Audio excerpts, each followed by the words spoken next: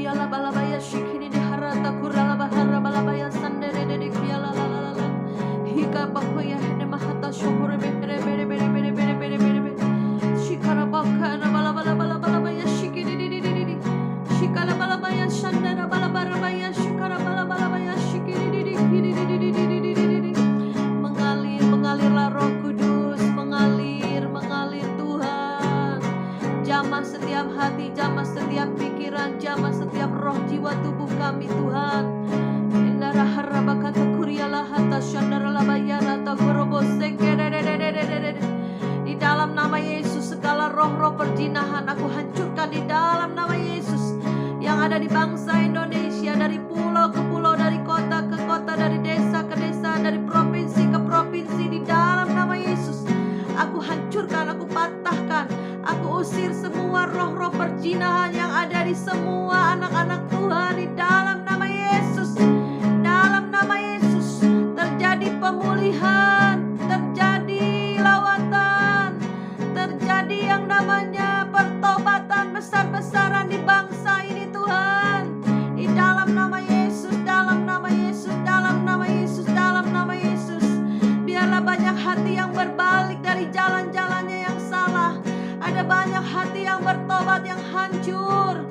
Syakara balabaya shandara balabala bakata kuria harabata sikiri di. Tuhan, dari perjinahan rohani juga biarlah dibukakan selubung-selubung. Oh Tuhan, yang membutakan mata setiap anak-anak Tuhan dimanapun berada di dalam nama Yesus. Selubung-selubung itu aku cabut di dalam nama Yesus. Dalam nama Yesus tidak ada lagi yang menduakan Tuhan, tidak ada lagi yang memakai kuasa-kuasa kegelapan, tidak ada lagi yang mengikuti okultisme dan kuasa-kuasa si jahat. Di dalam nama Yesus kami patahkan, kami hancurkan semua kuasa-kuasa iblis. Kami cabut semua mata-mata yang tertutup, dibukakan di dalam nama Yesus Kristus. Kami berdoa terjadi lawatan, terjadi pertobatan di Indonesia Tuhan. Engkau menghakimi dimulai dari rumah Tuhan. Kami percaya Engkau sedang membersihkan setiap bencana anak-anak-Mu, sehingga kami boleh layak menjadi pengantin-pengantin Kristus yang hidup kudus, hidup benar, menyenangkan hati Tuhan. Kami percaya saatnya, waktunya Tuhan, Kau akan goncang apa yang tidak tergoncangkan, akan tergoncang. Semua topeng-topeng yang menutupi setiap mata, hati, dan pikiran manusia dibuka di dalam nama Yesus. Terbuka semua topeng-topeng keagamawian, semua topeng-topeng perjinahan, semua topeng-topeng dosa yang ditutup-tutupi saat ini Engkau bawa kepada terang-Mu yang ajaib. Dibukakan selubung-selubung, dibukakan, dicabut semua dosa-dosa yang tersembunyi sekalipun. Tuhan sanggup mengangkatnya kepada terang-Mu, sehingga banyak yang sadar, bertobat, dan boleh berbalik dari jalan-jalan yang jahat, kembali kepada jalan kebenaran dan menuju kehidupan.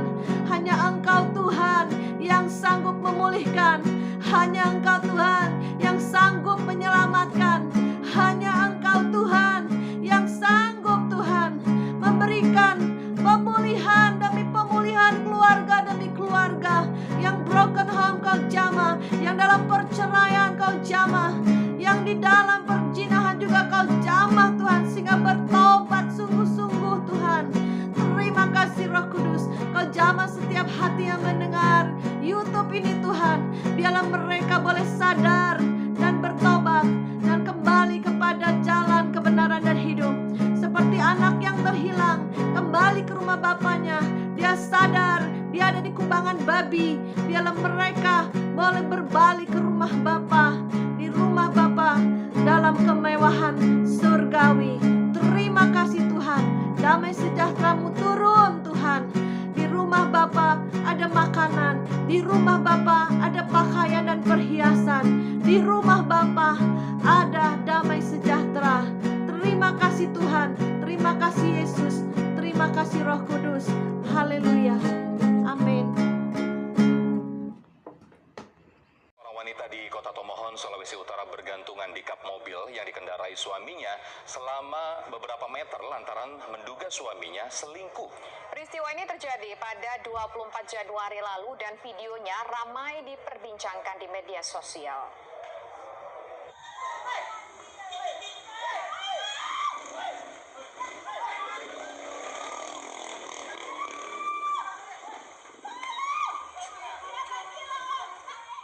Video yang beredar di media sosial ini menunjukkan seorang wanita berada di kap mobil yang berjalan. Peristiwa yang terjadi pada tanggal 24 Januari 2021 itu sempat membuat warga Kelurahan Tumantang, Kota Tomohon, Sulawesi Utara terkejut lantaran adanya teriakan minta tolong dari wanita tersebut. Warga yang mendengar teriakan minta tolong langsung berupaya menghentikan mobil itu.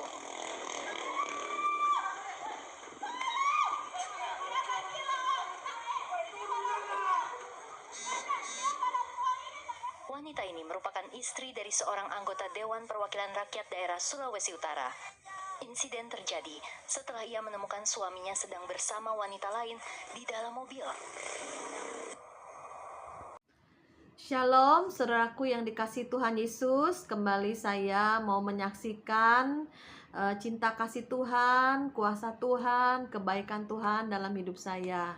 Karena begitu banyak kisah-kisah kehidupan dengan Tuhan, baik dengan teman-teman saya, biar bisa di-sharekan di YouTube ini, boleh menjadi berkat bagi saudara, boleh menjadi satu pelajaran ataupun satu pengertian di mana saudara bisa ambil dan saudara bisa aplikasikan dalam kehidupan saudara.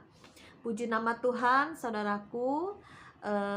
Saya mulai ya kesaksian saya ini kira-kira pada tanggal 22, 23, 24 itu saya ikut doa puasa Esther ya saudara.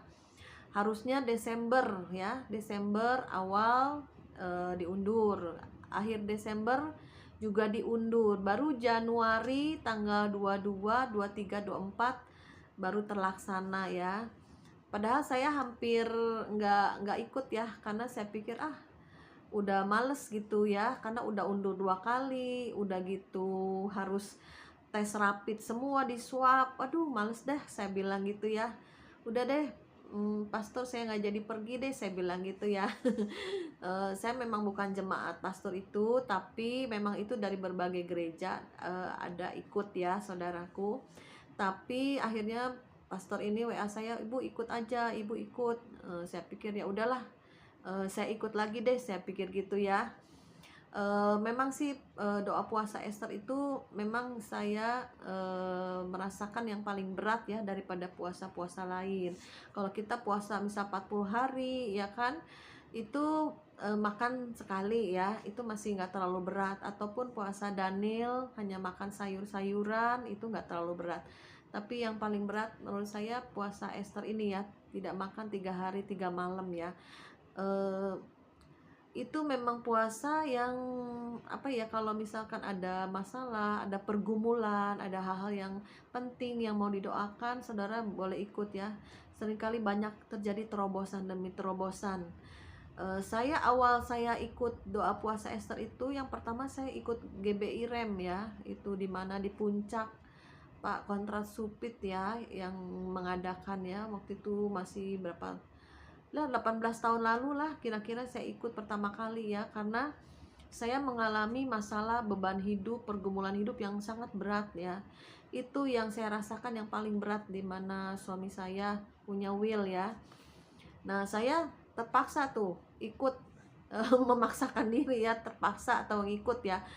Nah saya nggak tahu juga lokasinya, jadi ikut bus semua, ngumpul di Kelapa Gading kan. Kita ke puncak dan ke vilanya Pak Pendeta Kontras Supit ya. Di situ vilanya jauh dari mana-mana, di pelosok banget ya saudara. Nggak ada sediakan minum, nggak ada sediakan makanan saudara ya. Hari pertama saya masih kuat saudaraku ya waktu itu. Hari kedua itu udah bener-bener teler saudara, udah kunang-kunang mata, udah gelap, saya hampir pingsan, itu saya rasakan ya. Karena awal pertama kali saya ikut doa puasa Esther karena terpaksa ya, karena keadaan, karena masalah beban yang begitu berat, akhirnya saya pergi ikutlah gitu ya. Nah, saya ingat itu dulu yang pertama. Yang kedua, waktu tahun di akhir tahun 2019 ya. Dan yang ini yang ketiga di awal tahun 2021 saya ikut ya, saudaraku. Jadi saya ingat nih saudara, pada tanggal 22, 23, 24 ini saya kan 3 hari nih. Pas hari yang terakhir tanggal 23-nya, pastornya bilang kita doa malam semalaman. Waduh, udah puasa, udah teler ya, udah 2 hari nih nggak makan nggak minum, ini harus doa subuh. Tiba-tiba nih langsung diumumin jam 1 sampai jam 4 kita doa, katanya gitu ya. Jangan ada yang tidur, kalau tidur diserang iblis katanya gitu ya. Jadi udah kita ikut lagi nih malam saudara, itu jam 1 malam sampai jam 4 subuh saudara, itu doa semalaman sambil puasa Esther, sambil doa semalaman saudaraku ya. Ya, doa untuk peperangan katanya penting kalau kita harus semangat gitu ya. Nah, terus diumumin yang ini doa ini maju ke depan, yang ini doa ini maju ke depan. Terus tiba-tiba pastornya bilang gini, Bu Maria ke depan doa hancurkan setiap roh-roh perjinahan gitu. Saya Maria saya bukan ya, saya pikir gitu ya. Iya Bu Maria ke depan doa untuk menghancurkan roh-roh perjinahan. Saya sambil jalan ke depan ke panggung gitu ya, saya sambil mikir roh perjinahan. Saya bilang ini pendeta apa tahu ya masalah, saya pernah punya masalah dulu gitu ya. Saya bilang usir roh perjinahan apa ya, saya bilang gitu ya. Ya udahlah, saya bahasa roh yang kencang, terus saya usir roh-roh perjinahan ya. Akhirnya Tuhan bukakan ada perjinahan jasmani dan perjinahan rohani saudaraku ya. Nah, udah gitu saudara ya, saya dengan kuat ya mendoakan mengusir setan-setan, roh-roh jahat, orang-orang yang dikuasai roh perjinahan ya, dihancurkan, dipatahkan saudara dalam nama Yesus ya.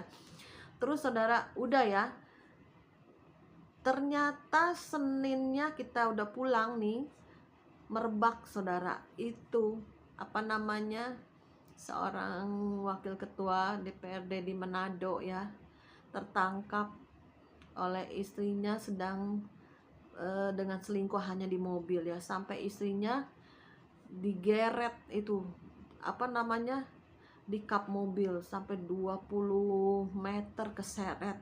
Waduh, saya bilang bener-bener peristiwa yang apa ya, menggores hati ya. Karena saya juga pernah ngalami ya. Ini belum saya ceritakan aja saudara ya, tapi itu memang peristiwa yang apa ya, sangat menyakitkan lah ya sebagai seorang istri ya, dimana dia lihat suaminya dalam satu mobil dengan wanita lain, dan dia juga berjuang untuk mempertahankan keluarganya sampai segitunya ya. Dan saya dengar juga sudah 3 tahun berhubungan, bahkan 2 kali pernah menggugurkan kandungan. Padahal itu wanita mudanya itu masih umurnya kecil loh, masih 18 tahun saudara. Saya juga heran ya sekarang ya, keadaan zaman ya, hanya karena uang ya saudara bisa menjual diri ya, maksudnya kurang didikan orang tua atau gimana ya. Tetapi seorang istri itu benar-benar mempertahankan keluarganya supaya tetap utuh saudara ya. Jadi saya juga waduh, ini Tuhan, diingatkan Tuhan Jumat saudara, setelah pulang dari doa puasa Minggu, Seninnya dengar kabar, waduh di media sosial kan rame tuh ya. Nah, Kamis Jumatnya saya diingetin Tuhan, itu doa kamu juga, maksud itu doa kamu tuh. Tuhan sedang bongkar roh-roh perjinahan ya, topeng-topeng sedang dibukakan ya, khususnya di anak-anak Tuhan ya. Dan saya dengar juga itu istrinya, suaminya juga pelayan-pelayan Tuhan, orang-orang Kristen, bahkan juga wanita simpanan, wanita muda simpanannya ini juga pelayan Tuhan, anak Tuhan. Sungguh ngeri ya, sungguh tragis ya saudara ya. Jadi Tuhan sedang membersihkan anak-anak Tuhan, sedang membongkar ya dosa-dosa. Tuhan sedang membuka setiap topeng-topeng yang tertutup, dibukakan ya saudara. Saya percaya Tuhan sedang membersihkan gerejanya, karena firman Tuhan berkata akan terjadi penghakiman di rumah Tuhan dulu ya. Kita ini yang dihakimi Tuhan dulu, saudaraku, karena semua dosa-dosa setiap anak-anak Tuhan juga harus dibongkar, harus mengalami pemulihan besar-besaran. Kalau nggak terbongkar tidak akan terjadi pemulihan. Oleh sebab itu Tuhan sedang membongkar setiap hati, membongkar setiap dosa, membongkar setiap gereja, baik secara pribadi maupun secara gereja besar ya, maksudnya skala besar atau skala kecil dalam rumah tangga. Saya percaya Tuhan itu sedang membersihkan anak-anaknya. Karena apa? Anak-anak Tuhan harus jadi terang, harus jadi garam di tengah dunia yang semakin gelap, dunia yang semakin kacau, dunia yang semakin mengalami masa-masa sukar. Gimana kita menjadi berkat, bagaimana kita boleh menyuarakan Injil keselamatan. Kalau kita bisa hanya masih dalam dosa, saudara, tidak bisa. Jadi saat ini Tuhan sedang membongkar semua topeng-topeng sedang dibuka ya. Jadi saya percaya Tuhan turut bekerja dalam peristiwa ini. Saya diingatkan Tuhan untuk doa saya supaya roh-roh perjinahan di Indonesia ini dihancurkan. Baru doa malamnya, paginya itu meletus ya, maksudnya kabar ya di media ya. Aduh, benar-benar saudara, itu istri digeret di mobil, kap mobil. Saya kepikir kalau itu istrinya jatuh ya, kelindes itu sama mobil. Namanya siapa? Mikaela ya. Aduh, Tuhanku Yesus, udah cantik, pintar, kurang apa lagi ya. Saudara, demikianlah kalau udah dikuasai iblis, dikuasai kedagingan ya saudaraku. Oleh sebab itu kita terus berjaga-jaga dan berdoa. Saya ada cuplikan sedikit ya, saudara bisa tonton ya. Dan juga Tuhan ingatkan supaya anak-anak Tuhan dimanapun berada, mungkin saudara sebagai di pemerintahan ya, sebagai bos-bos ataupun public figure ya, harus jadi contoh teladan ya. Mungkin artis-artis ya, yang penting maksudnya anak-anak Tuhan harus jadi contoh dan teladan, karena hidup orang benar itu dilihat oleh semua orang ya, saudaraku. Jadi kita ini sebetulnya disorot oleh dunia ya. Kalau kita hidup dalam kegelapan, bedanya apa dengan orang dunia?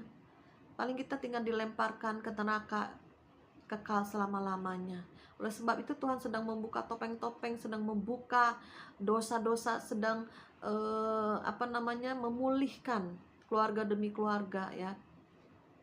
Dan juga ada juga perjinahan rohani ya saudaraku. Perjinahan rohani juga itu tetap Kristen, tetap ke gereja, tetap melayani, tapi masih ke dukun-dukun ya, tapi masih ke orang-orang pintar ya saudaraku. Saya punya teman ada ya, dia Kristen ya, udah percaya Yesus ya, ngomongnya haleluya haleluya, tetapi saudara pergi ke dukun, minta kekayaan, kelenteng minta kekayaan ya. Mereka tahu loh ada tumbalnya saudaraku, tapi tetap aja karena dibutakan oleh apa? Oleh uang saudara. Dan juga pelakor-pelakor itu, pelakor-pelakor di akhir zaman itu apa? Uang saudara. Baca di Amsal banyak kan, karena bagi istri itu jiwa berharga, tetapi kalau bagi pelakor-pelakor, pejina itu uang biasanya ya. Mereka hanya mengharapkan uang saudaraku ya. Oleh sebab itu kita berdoa supaya terjadi pertobatan besar-besaran di Indonesia, pertobatan besar-besaran di anak-anak Tuhan untuk hidup kudus, hidup benar saudara. Karena nanti apa yang dia tabur dia tuai. Akhirnya dipecat dari pekerjaannya yang saya dengar ya. Kemudian juga ada malu, ada sanksi sosial, dan juga pasti ada tabur tuai ya saudaraku. Apa yang dia tabur akan dia tuai.